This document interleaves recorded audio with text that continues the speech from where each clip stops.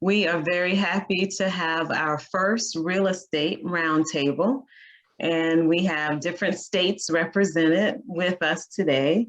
And I'm very happy to ask our panelists to introduce themselves first, and they each play a different role in the real estate world. So the intent of tonight's session is really to give you some more insight about real estate and get some more insights from some of the experts.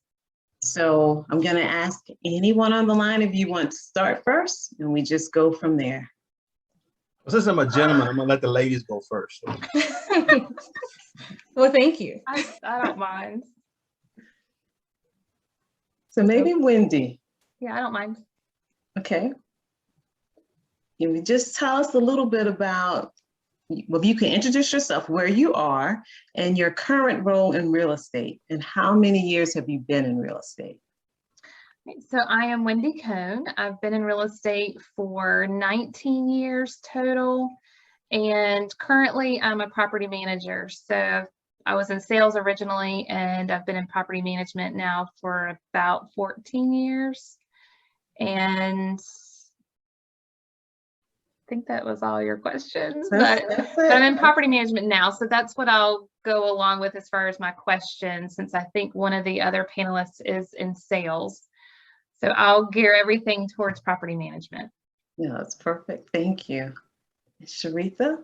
I am Sharetha Holman Cooper. I am an active and managing broker of Apex Realty of the Carolinas. We're based in Charlotte, North Carolina.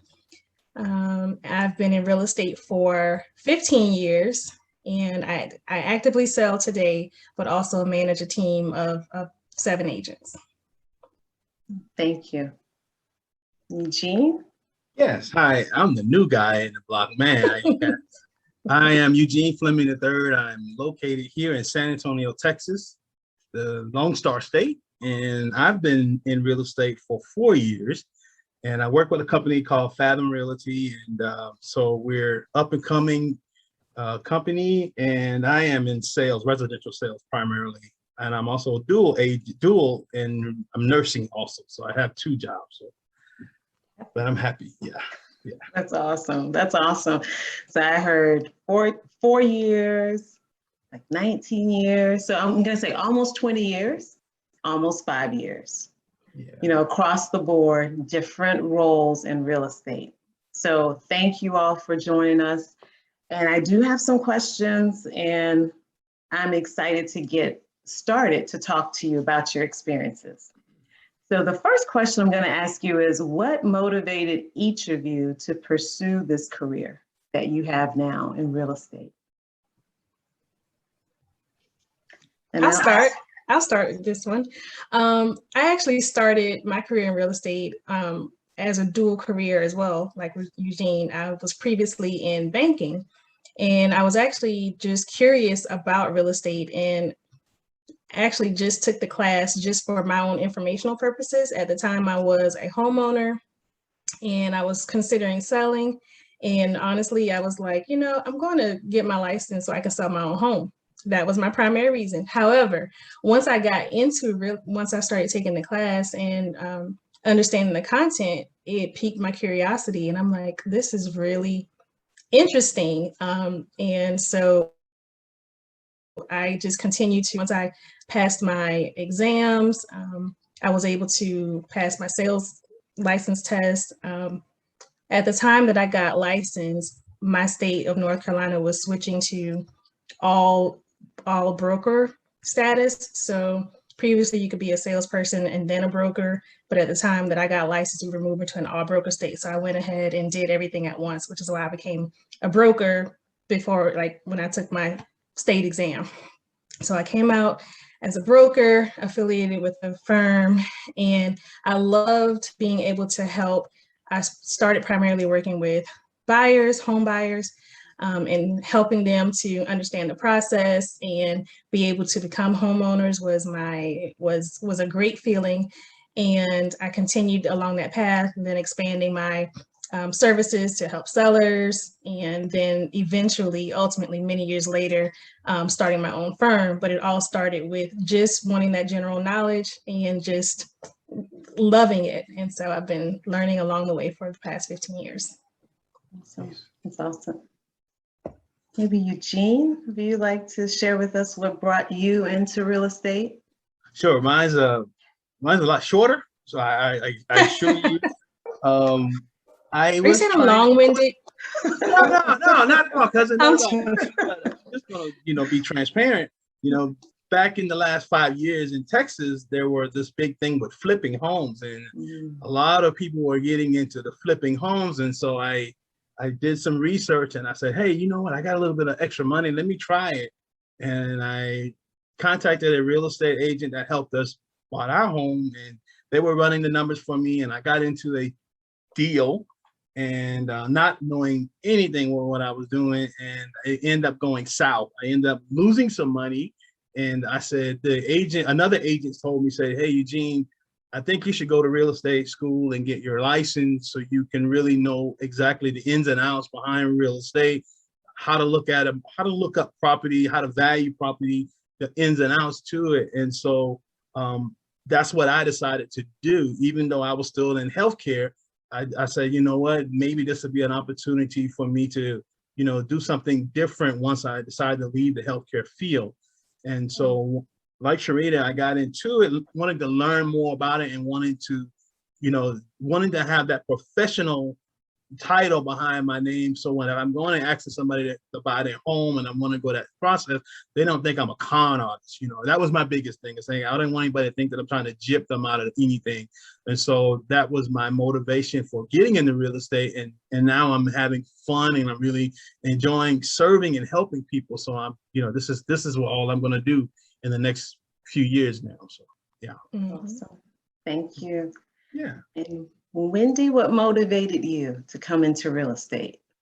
So before I got into real estate, I graduated with a programming degree. So I was a computer programmer, started out at Verizon, and about 2 years after I started, I said, no more. I cannot deal with the cubicle world and not see life outside of the office. So at the time I was in DC, and we had moved to Richmond, and we were buying a house, and I was looking for another job. Of course, at the time there was absolutely no beginner programming positions other than Capital One, which was going through one layoff after the next. So I didn't want to start that, because the first one that gets laid off of course, is the newbies. So my realtor at the time said, you'd be great at real estate. You should get into it. Your personality is great. You're very personable.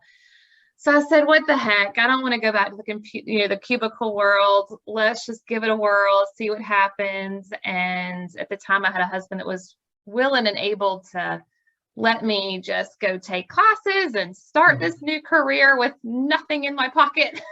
And that's what I did. So I wanted to be able to have a job where I can see the world and get away from the desk and just have my own flexible hours and not have a manager right behind my shoulder watching my every hour in the office. So I love it, being able to just plan my own schedule and get outside when I want to get outside. That's right.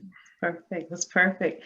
Well, I can definitely hear, I heard the word, I love it. The love for your career, your choice in going into real estate. So I'm going to ask you, kind of connected to that, what has been most enjoyable and most challenging about going into the real estate career path for you? And I know Wendy talked about the flexibility. It was very rewarding. So, if you've already shared the rewarding part, maybe let us know what was most challenging. I don't mind starting this one. So rewarding for me is, of course, flexibility, but I love meeting people. I love, even if it's tenants or either the crappy tenants or the great tenants, crappy owners or the great owners. Like, I just love meeting all of them. And there's always, stories that people have and, where they came from, where they're going. I've got a ton of tenants this year that have bought houses, and I love them all. I mean, you hear about what they do and their life, all the kids, and to see them going out and buying their first house, it's enjoyable to see. It's not really rewarding as far as what I've done to help them, but it is rewarding when someone you barely get them in the house, you've got them approved, they're very appreciative of you letting them rent from you, and then you see them 7 years down the road finally buying their house that they've been wanting to do their entire life. So it's really nice to see, and it's enjoyable for me, just to know they've got their dream. So my challenging moments, just like anybody with any career, there's always that day and that moment that never goes exactly the way you want it to. So, challenging as far as, I think the most challenging part of my job is the move outs. So when somebody moves out, they never see the house that move out the same way they see it when they move in. So when they move in, they want the spotless house, freshly cut grass, trimmed bushes, perfect and pristine. But when they move out, they don't understand why they have to cut those bushes and why they have to cut that grass and clean the house up perfectly. So that's probably the most challenging of my job. Perfect. Thank you. Maybe I will say, so like Wendy, the rewarding part comes with the meeting people. I was a former cuber in banking, so I didn't see a lot of people, and just being able to be out and network and talk to people, that's always rewarding, and helping them accomplish goals is rewarding. I also appreciate the flexibility because I have younger children, and so I'm able to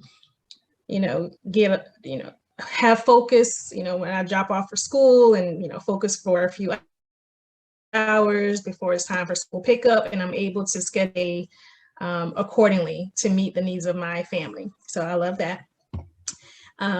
In terms of challenges, I will say being in residential sales, like Eugene, I will say the ebbs and flows of the market is challenging, and you have to be able to adjust your strategies as well as when it comes to helping your clients. So right now we are in a very strong sellers market, I guess across the country, but especially in my market, very strong sellers market. So helping buyers to be able to understand how they can be competitive.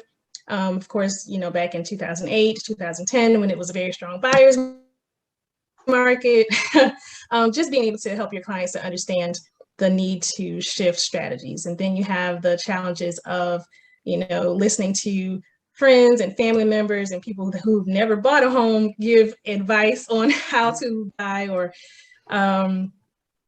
it was done a different way when they bought 5 years ago. So that's always a challenge to kind of manage expectations and explain the changes in the market. So that would be a challenge for me. Okay, that's awesome.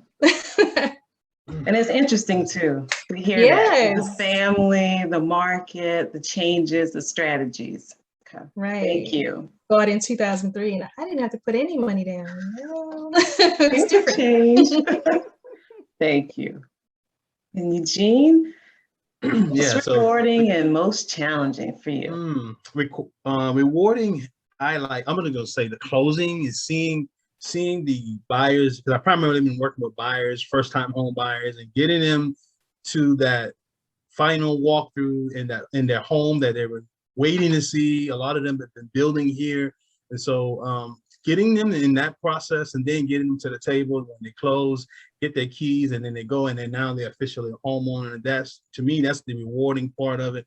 I work with people all the time, so healthcare and real estate, and I figured, I thought I was gonna have a challenge with working with customers and in the real estate market, but I'm starting to really feel my niche and kind of get my little game plan on. So I just kind of related to like working in the healthcare field. Everybody needs help. Everybody needs gonna need a home. They're looking for a home, and just like Sharetha said, just Wendy, allow your personality to just kind of steer you to the right around the right clients. Not everybody's gonna want to work with you, and you're not gonna want to work with everybody. So I'm starting to learn that process. So yeah, for me, the most rewarding thing is seeing them close and getting their home or selling their home.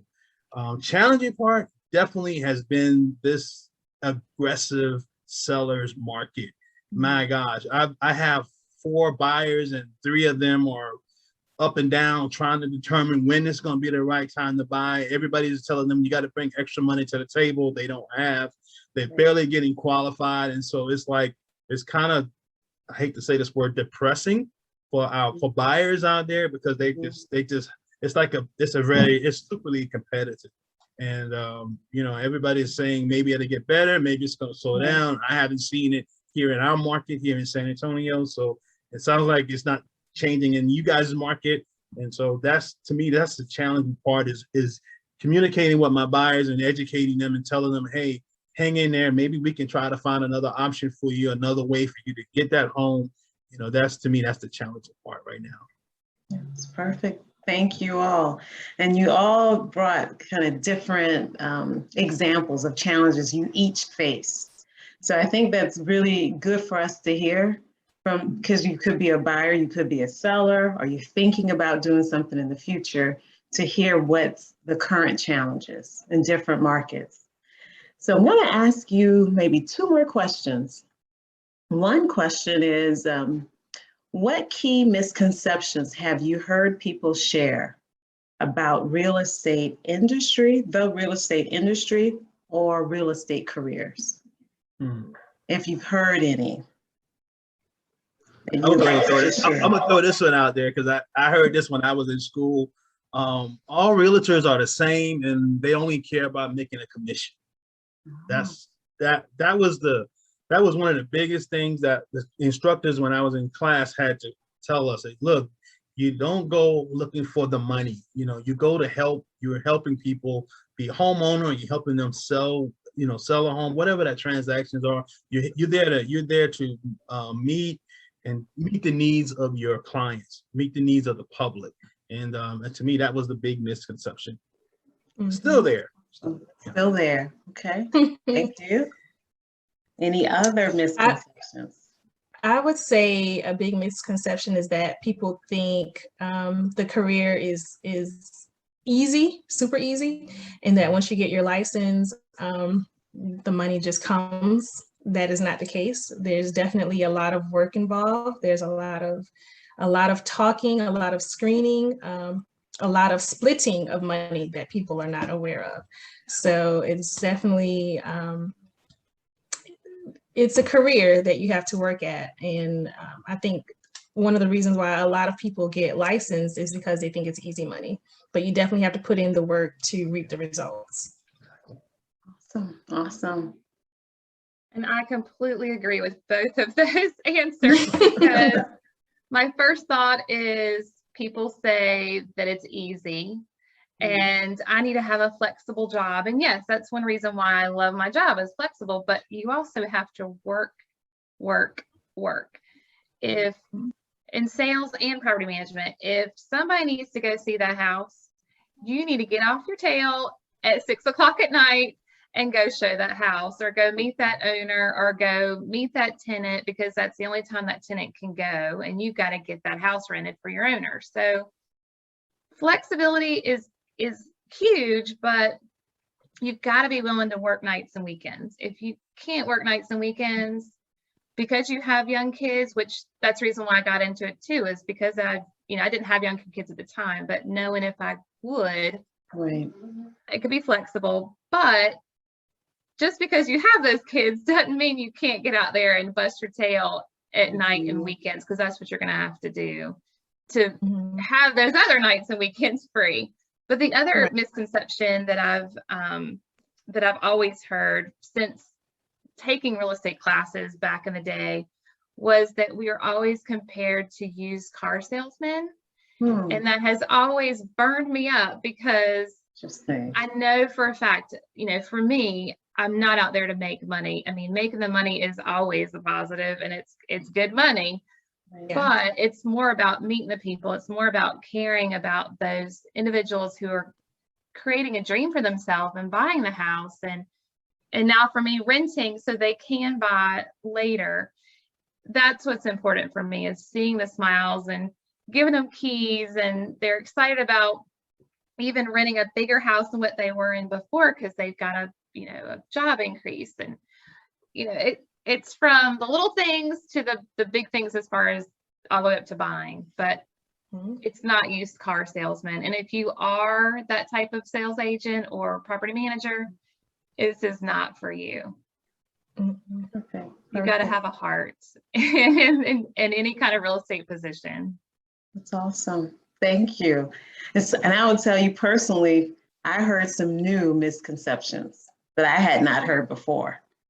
So this was very enlightening for me, and I think for others too. And I think some of those misconceptions of this discussion and some of the key points you just shared can help, people realize the truth. It's not like a used car salesman. You're out there to help the client, your customers, and it is about helping them move forward. So thank you for sharing those. And definitely Wendy said this was burning her up from the beginning. So I think this will go a long way to share more insight and further inform buyers, So the last question I have for you, then I'm going to open it up for the three of you to share anything else with us. What advice would you give anyone considering a career in real estate? If you had to give one bit of advice, because on the line we have 3 different types of positions in real estate, what would that bit of advice be?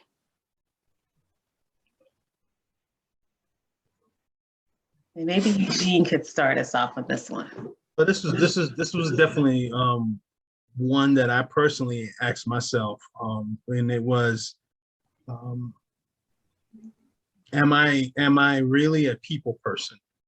And I know Wendy said it, and Sharetha, I heard you say it.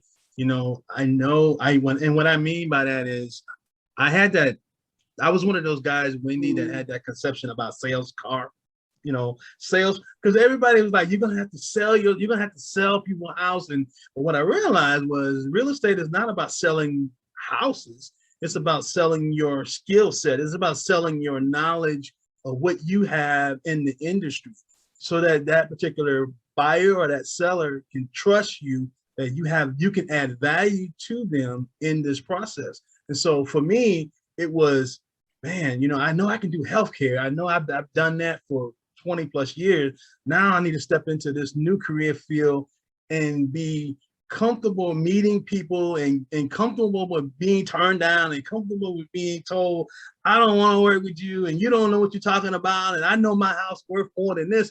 But it was really telling myself, am I really, really a people person to get outside the box and go and be, meet people and rub elbows with everybody in the industry, because that's what this job requires.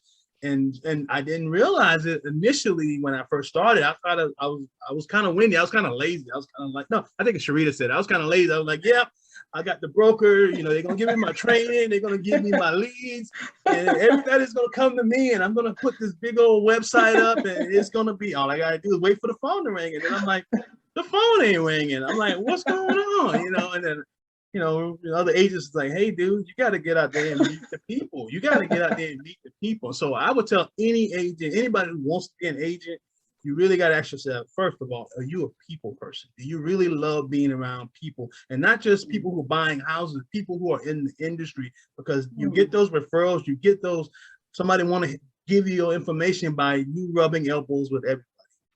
Yeah. That's awesome. All right. Thank you.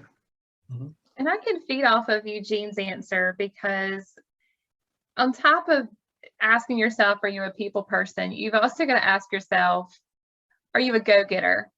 If you have a goal in mind as far as either income or the number of sales or the number of houses you rent out, if you are driven to get to that goal, then you'll do fine. But if you sit back and wait for the phone to ring or wait for your broker to give you that house or give you that buyer, then it's probably not the career for you. But if you're a go-getter and you're willing to get out there and bust your tail and knock on the doors, which I've never knocked on doors before, but cold calls I did before that no call list thing came out. But if you're willing to get out there and do your open houses and just sit there and spend the 2 hours, even if it's a waste of time and you didn't get anything, but at least you're out there trying, then I'd say go for it if you have that passion to do it. That's awesome. Thank you. And I would add one thing that I learned probably mid-career that I wish I would have been introduced to at the beginning is, so there are a lot of agents across the country. And so people kind of find it hard to build their clientele or stand out because there's so many agents. I would say my advice for someone new in the industry is to focus on developing a level of expertise like in a niche. So, I know Eugene mentioned he works with first-time home buyers, and I personally have an area expertise in the Charlotte market, so that I can say I work the greater university area and I know the majority of what's going on. It's kind of hard to be aware or be an expert in every aspect of real estate. So if you can identify a niche and promote that, you will attract a more targeted market than just kind of casting a broad net. And so it kind of helps you to build your reputation quicker because you're an expert in a certain area. You can still help everybody, and because people will know that you are in real estate and they'll come to you for other things. But if you develop a niche in a certain area, it will help you move a little bit quicker, in my opinion. That's true. Great. It's great. So I heard developing your expertise. I heard be a go-getter and being a people person. So thank you all for those great, the final kind of bits of advice for anyone considering real estate. And now I'm going to open it up to the three of you. If there's anything else you wanted to share that we didn't talk about that you think, hey, it's just good, I want to share this, please do that for real estate. So anyone can start first if you like. One of your questions was, what other, and I don't have the list right in front of me, but what other careers in real estate that somebody could get into? And I was kind of stuck on that question for a little bit when I was going through, and I was like, what are there? I mean, there's property management, there's sales, of course, and sales is what everybody thinks of when you think of real estate and that word. But when somebody wants to get in this industry, there's so many positions and jobs that you can do that go into sales. You've got the appraisers that are out there looking at all these houses and appraising them. And you've got home inspectors. I mean, it doesn't have to be somebody in sales. You've got a ton of jobs that go into somebody buying a house. You've got the lenders. You've got underwriters in mortgages. You've got surveyors, if it's land that you're selling. Yes. And then to my career, as far as property management, and you could have an investor flipping houses. I mean, there's so many people that make up a real estate industry. So don't just think of sales alone. If you want to just go look at houses, there's a career for that. Showing agents. That's right.